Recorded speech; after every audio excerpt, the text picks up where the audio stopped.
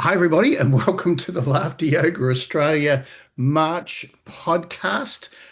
We do one of these every month, have been for the last year and a half now, I think, and they've been absolutely amazing.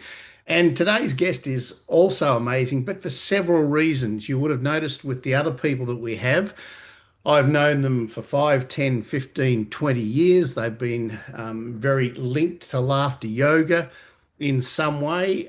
This guy is not linked in any way to laughter yoga and laughter yoga Australia. So you're going, why is he here? That's what we're here to explore for the next 30 minutes.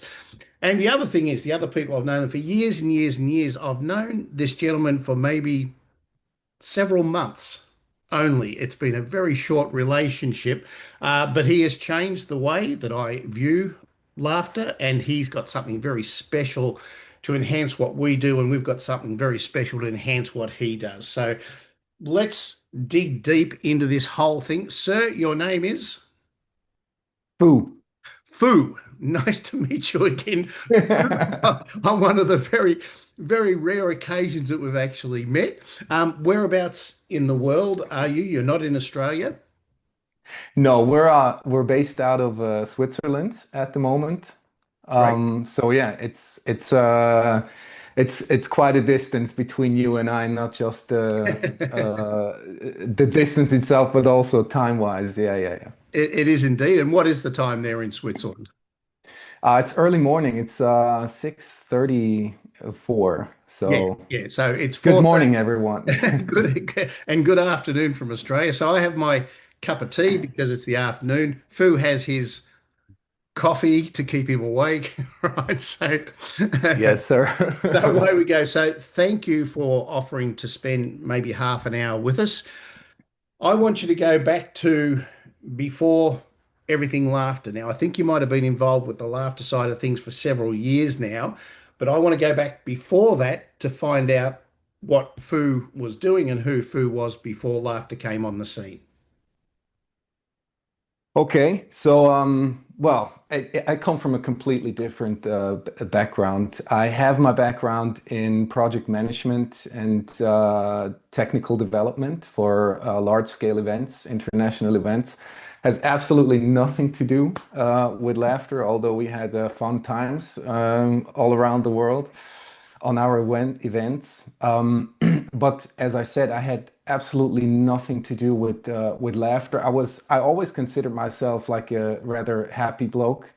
I was never like the sad and depressive kind of type. So I guess it's just in my blood. I love to laugh. I love to be silly and not to take life too serious. Um, but like the first time when I came in contact with laughter as a mindfulness practice was when we all were locked down in 2020 for COVID. Now, And time out before we go any further. You've always said we and our. Who is the other we and our? so the other we is Ria, my co-founder and partner as well. Uh, okay, yeah, the idea came from Ria actually, and um, that's where I want to tell this story because that's like how everything started. We were, as I said, we were locked down, and maybe rewind a little bit. We in 2018 we bought a sailing catamaran, and we decided to live and work on our sailing catamaran for a little bit. So we were on a sailboat, which is pretty amazing to be honest. When everyone was locked down, we were on this boat, and we couldn't leave the marina. So we had a lot of time to meditate and be mindful and think of new ways to entertain ourselves. So Ria, my partner, was she did this breathwork course with a guy called Scott Schwenk, beautiful guy, and part of one of these exercises was laughing for 1 minute. And I remember I was like really stressed on one of my projects on my computer, like working away, and I was like, "Arr." Nothing went as I wanted to. And then Ria was doing her thing, and she came to me and she's like, "Hey, Fu, I'm going down into the cabin to laugh for a minute. So, you know, see ya." And I'm like, "Yeah, okay. What did she say? Laugh for me? Why would she go laugh for a minute? What is that? You know?" And so I was there, and all of a sudden I hear her laughing in the cabin down below because everything is so close on the boat, right? So I hear her laughing, laughing, laughing. I'm like, what is going on? You know, and I couldn't help myself but smile as well, you know. And I started laughing because I found it hilarious that she's just laughing down there. And all of a sudden, my complete mindset shifted. Like I went from being angry and stressed to being relaxed and happy and, you know, not taking everything so serious. So that for me was that turning point, or that moment where I knew like, wow, laughter changes, like just even if it's like intentional, you know, it changes everything. It's so powerful. So Ria came up with this idea to make something that makes it easier for people to integrate mindful laughter into their daily practices. Just explain mindful laughter for us.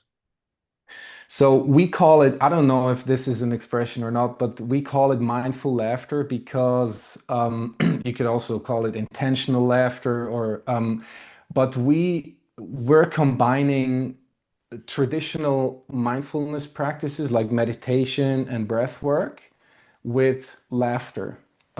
It's the laughter part is kind of the supercharger of all of these known mindfulness practices.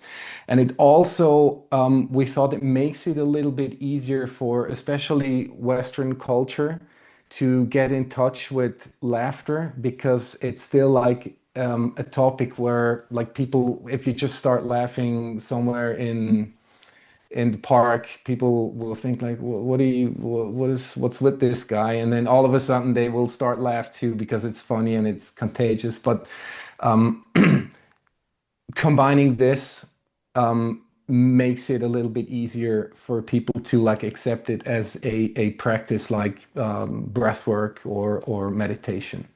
Interesting about that, Fu, because during COVID, we're all locked down to some degree.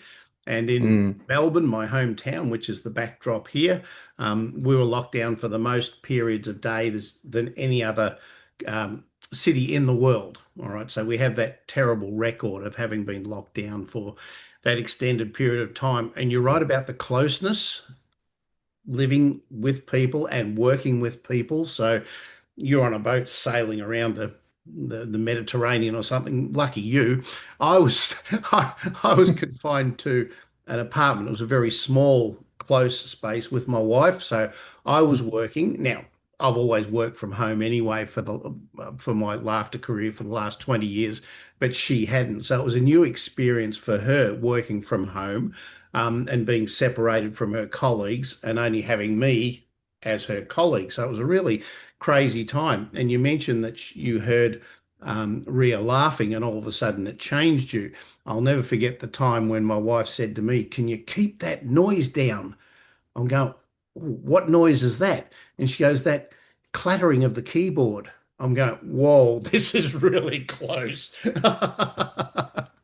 So it was a challenging time, but we have these epiphanies. And the other thing I did, Fu, was I read two books, one called Breath and the other called The Breathing Cure.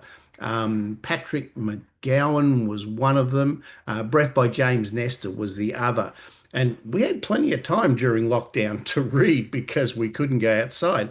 And I read both of those books, and I think there was some 700 pages collectively on breathing techniques and meditation and mindfulness techniques. And not once did they mention laughter. Not once did they mention laughter. Yet my experience has been, but laughter is a breathing technique. Laughter is a meditation. Laughter is a mindfulness technique. So the fact that you've decided to combine the two, and I like the idea of mindful laughter. A lot of people call it fake, intentional, simulated, that sort of stuff. But mindful laughter really does take it to the next level. All right, continue on. So all of a sudden we've had this epiphany, 1 minute of laughter. Wow, what did you then do? Well, I wasn't really involved in the very beginning, in in the beginning of Lively's journey. So Ria was thinking of ways like how to, and I think it would, because that was really interesting. We found out, you and I, we found out that um, you started your Laffy challenge Yes, about around the same time, right? indeed, indeed. So we were, I don't know how this came about. Maybe it was that energy or something that was just out there and we kind of connected to it. Yep. But Ria said we need something, or I want to create something that helps people reconnect with laughter without it being like weird or I don't know, like uncomfortable. Yep. And it is always uncomfortable in the beginning, I think, when you, especially when you hear yourself laugh or when you just sit there and like, you know, for no reason. But after about like 15 seconds, we can't, or 20 seconds, we can't tell if it's fake or real anymore. It's just you have the same effects as if you would like just like of real laughter. So call it maybe fake laughter. It's a little bit in negative, I think, fake laughter. But in the end, fake it until you make it. We all know this. So it's a possibility to do it like this. And so she said, I want to, what's the easiest way to reach the most people? And we were thinking, I was thinking, I'm like, an app, mobile app, probably. That's like the way to go these days. And so we were thinking of ways how could we incorporate this into an app? How could we combine all of this? And she came up with an idea called the Laugh Lift, which is a feature in our mobile app right now, our main feature, and users love it so far. That's really, really good. You basically, the app helps you laugh for 60 seconds. They're like laughter sessions with yourself in the beginning. There, there is a future vision of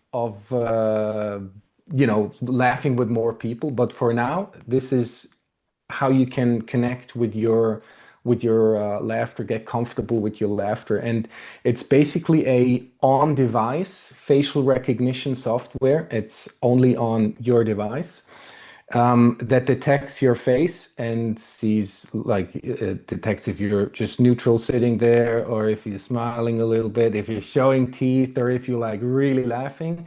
And there's like a gauge going up. The more you laugh, the more points you can earn. So it's also playful. You can play with the gauge, like going up, going down. You can play with points and see how high you can rank among your friends. And people they seem to love it. They use it. We Uh, get great feedback.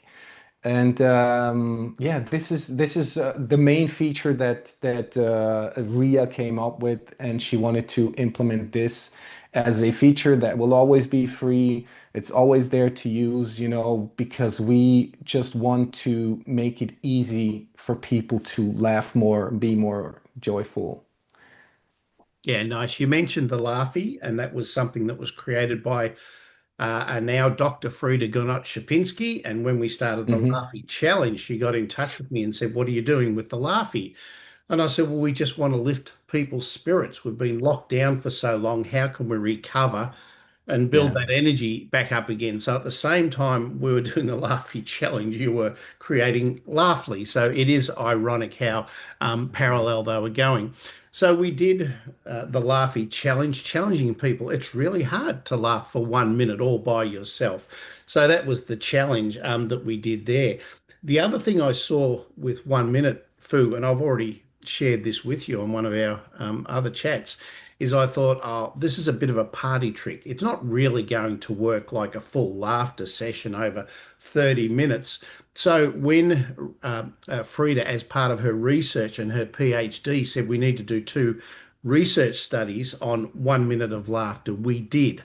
And the results were amazing. And it showed me that just 1 minute of laughter, this stuff works. It's an instant mood booster.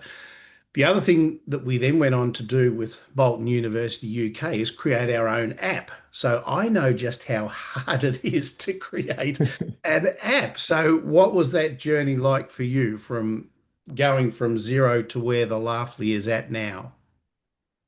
Yes, that is a big that was a big challenge. I mean, there are tools these days, especially in the last couple of years, but took a really jumped up from to being really helpful, like with AI, artificial intelligence.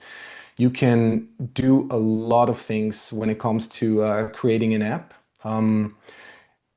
We did our prototype like this, we basically vibe coded our way through through the whole app creation process just to get like a proof of concept. We did a test with about 100 people, see, you know, if they like it, if they would use it, what would they use, which features are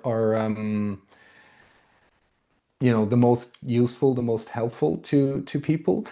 And um, so I come from a technical background, but I can't code my own apps. So this is something that we had to like expand and bring on board more people who are really good in what they're doing. And we're working with the developer team right now, which is great.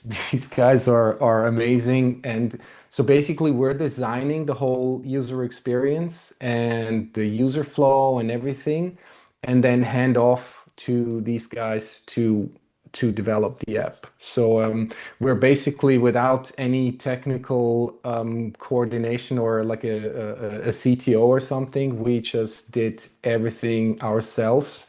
And well, you know how this is then. If you do everything yourself, it takes way more time and way more money to create all of this. But we're we're determined, we just there were many moments where we said like how are we going to do this, like we don't know anything about this, but the fact or yeah the need or the wanting to help laughter become a mindfulness practice like meditation or breath work was just way bigger than just saying like, oh, it's too hard, we're not going to do it. We just keep going and keep going. We're learning every day and we're improving, and that's the great thing about this community. Everyone is very helpful and they want to participate and they want to be part of this, and that's amazing because we're building this app for or this platform for the people who actually really want to make a change in their lives, be more playful and a little bit more happier. So their feedback is like the best thing we can get, and we just take it all in. We redesign, we improve, we create new features, and then hand off to our technical team. Uh, Yeah. a lot to unpack in what you just said then. And I remember my last business mentor when I was in IT myself, some 25 years ago now, he just said, always employ people that are smarter than you. And I'm going, that's a really good Was thing. that Richard Branson? But I love that. I go, yeah, don't employ people who are not as smart as me to make me seem smarter. Employ people who are smarter than me. I love that. Yes. And the other Yeah. thing is to know your strengths, Fu. So, yours is in design and creation and this sort of stuff. Yes. Theirs is in making it happen. And I have a similar situation with the Bolton University IT team. From an IT perspective, they're brilliant. But from a design, they're going, what do you want exactly? So you really have to have the vision and the design in your head and then clearly articulate it to them. This is what we want to have happen. And that goes for a lot of Mm. things in life, creating logos. We talked about our logos. We haven't seen your logo yet. Straighten up there. Straighten up. There it is, the lovely logo. It's uplifting like this gentleman is. And when we got close with the Bolton University folks, they say, right, what's the next thing? We've got the platform. I said, well, it's got to be engaging. It's got to be fun. You've got to get people in to buy into this sort of stuff. Otherwise, they go, oh, I have to do this again. And that's what the Laughly does. To even open up your Laughly, you have to smile. I go, isn't that cute? Isn't that fun? Isn't that so simple? I have to smile to get in. Other things I have to put my finger on or type in a really big password. So I thought that was great. And then everything about it seems to be fun. So congratulations, well done. And as soon as I saw it, I'm going, there's something about this that I really enjoy and like because it is simple and it's fun. But bringing it to the broader community as a meditation practice, I think is a stroke of brilliance. So everybody needs to go and get their Laughly app. How do they do that, Fu? Here is your big opportunity. Sell it to us, please. Well, we made it really, really easy. It's available on Google Play Store. It's available on App Store. You can go to laughly.com and snoop around on our website, read a little bit more about Laughly and what it's all about, a little bit more insight. There's also a button that you can click, takes you straight to the app stores. So yeah, it's available everywhere. Tell us about, so we heard about the Laughly lift, the Laugh lift on the Laughly app. Tell us about the other things that are there, please. There's so much more once you go burrowing in the actual app itself.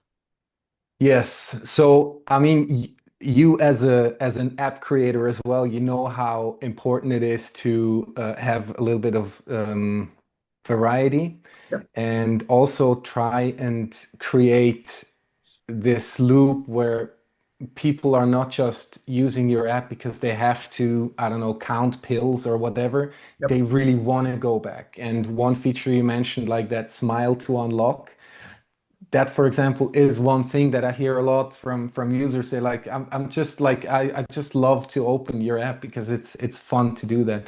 Obviously you can activate it or deactivate everything in our app.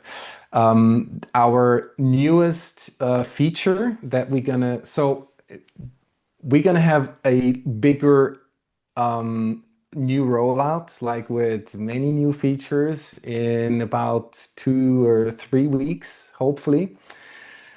So that's end of March. Um, there are new features. One feature you also helped us to develop, I have to say. You told me you're like, hey, I want to be reminded, Boom. You see, so this is how we deal with with feedback from our community. We're like, okay, this is people need this, and then 20 people, 30, 100 people are saying the same thing. Well, it's obvious that you have to do this.